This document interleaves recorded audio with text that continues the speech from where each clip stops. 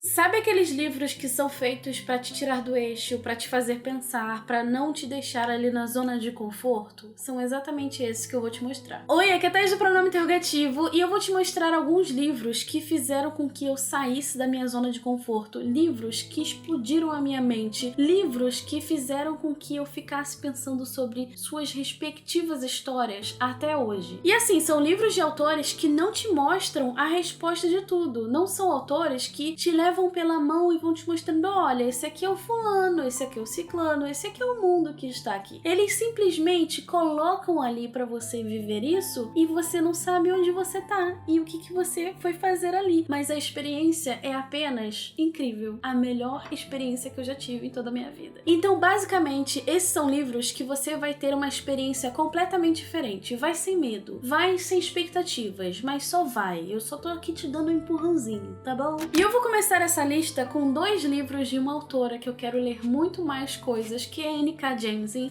com A Quinta Estação e Nós Somos a Cidade. E, gente, a mulher, ela é um gênio. Apenas um gênio. E eu confesso que quem conseguiu fazer a resenha de A Quinta Estação, sinceramente, eu não consigo pensar em como eu vou descrever essa história pra você, tá? Existem 3 coisas que acontecem aqui nesse livro que basicamente vão desencadear muitos fatores na história. O primeiro deles é Sun chegando e descobrindo que o seu filho foi assassinado e sua filha foi sequestrada pelo marido. Segundo, a gente tem um local ali, uma cidade que acaba sendo destruída por um homem louco e é uma cidade onde os avanços tecnológicos existiam, era basicamente onde tudo nascia. E a gente também tem um continente onde foi aberta uma fenda e começa a expelir cinzas e começa também a escurecer o sol. E isso pode ser por anos ou por séculos. Então você fica, meu Deus, e agora, né? O que a gente vai ter a partir daqui? E eu acho que o mais foda dessa história é que a gente acaba percebendo que as estações que são apresentadas aqui basicamente são o início de um ciclo e o final de outro. Então, basicamente, a quietude está acostumada a essa questão de catástrofe. Então, o mundo termina, mas termina e começa de novo. Então, assim, falando desse jeito, eu provavelmente não vou estar fazendo muito sentido, porque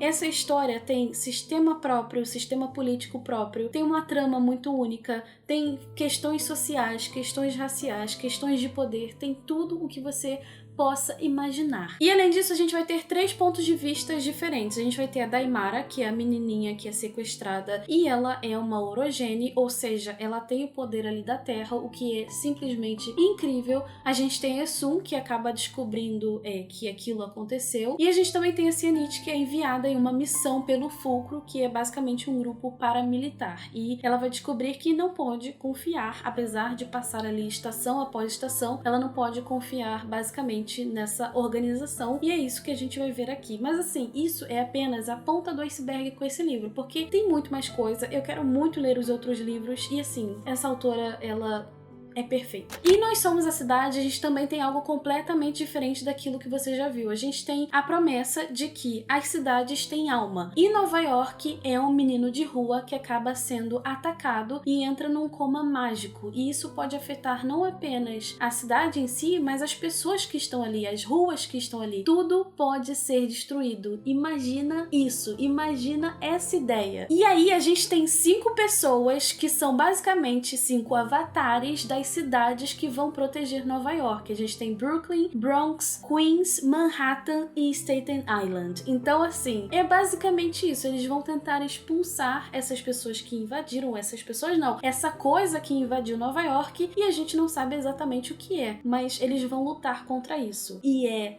simplesmente genial. Outro livro que não poderia ficar de fora é Piranesi, e Piranesi foi um livro que eu fiquei extremamente apaixonada. Se você me pergunta agora qual livro eu te indicaria pra ler, Piranesi. Ah, qual livro que eu poderia tirar a minha ressaca literária? Piranesi. Ah, qual é o livro que eu poderia dar de presente? Piranesi. Pra qualquer pergunta que você fizer, a resposta será Piranesi. E aqui nesse livro a gente tem a trajetória de Piranesi, onde ele vai relatando em seus diários o que ele encontra dentro de um labirinto. E aí você pensa, como assim labirinto? labirinto? Como assim diários? E é isso que a gente vai encontrar ao longo da história. Você vai descobrir aos poucos quem é Piranesi, quem é o outro que acaba alimentando Piranesi ali, dando suporte para ele de certa forma, e o que ele acaba encontrando. Ele certo dia encontra no chão umas palavras escritas a giz e ele pensa, bom, alguém está aqui, mas ele não sabe se esse alguém é alguém bom ou alguém ruim. E o outro fala que é alguém que pode destruir a vida deles. Mas esse livro não é apenas sobre essa questão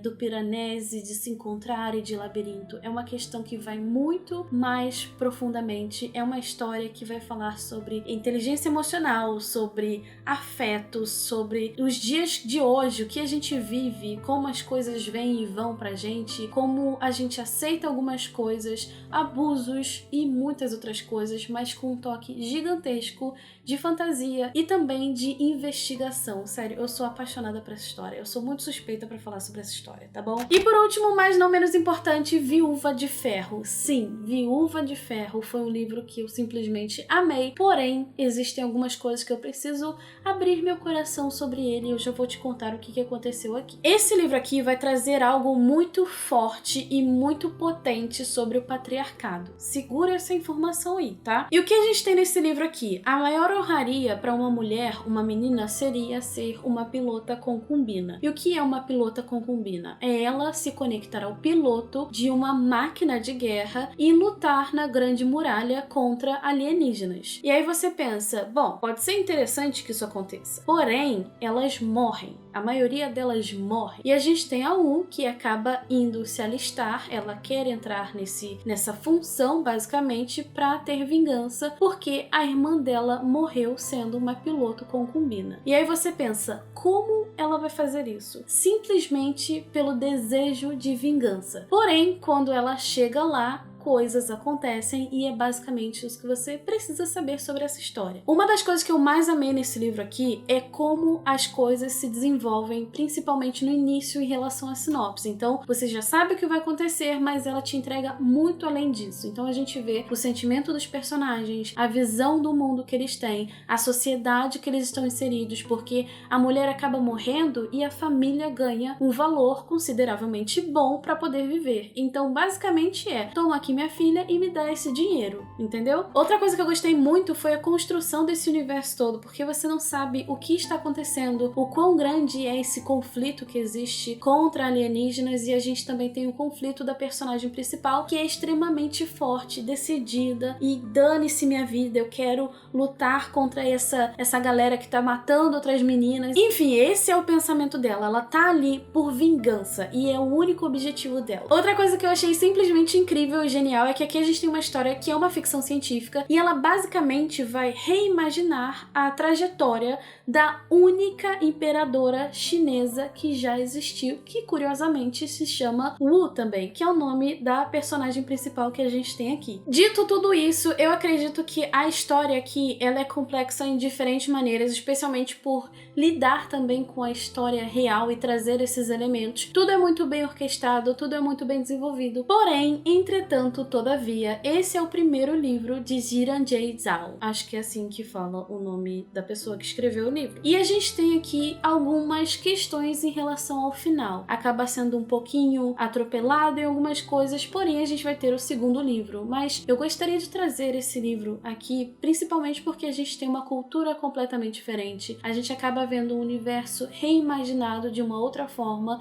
e a gente aprende muito também. E além disso, quando a gente chega no final, na verdade não precisa nem chegar no final, conforme as coisas vão acontecendo, você fica, meu Deus, isso realmente está acontecendo e é isso. Eu espero que você tenha gostado das indicações, mas antes de você ir embora, me conta aqui nos comentários se você já leu algum livro assim que foi completamente diferente, que você não sabia como descrever a história, você só queria que as pessoas lessem a história que você leu. Me conta aqui que eu quero muito saber. E também me conta se você já leu algum desses livros que eu comentei com você, tá bom? Se você chegou até aqui, se inscreve no canal pra gente continuar falando sobre livros. Também aproveita e confere o box de descrição que vai ter todos os links ali. E também essa galera que tá aparecendo em algum lugar aqui é a galera que me apoia lá no Catarse. Então se você quiser dar uma olhadinha, o link está na descrição. A gente se vê no próximo vídeo. Super beijo e tchau, tchau!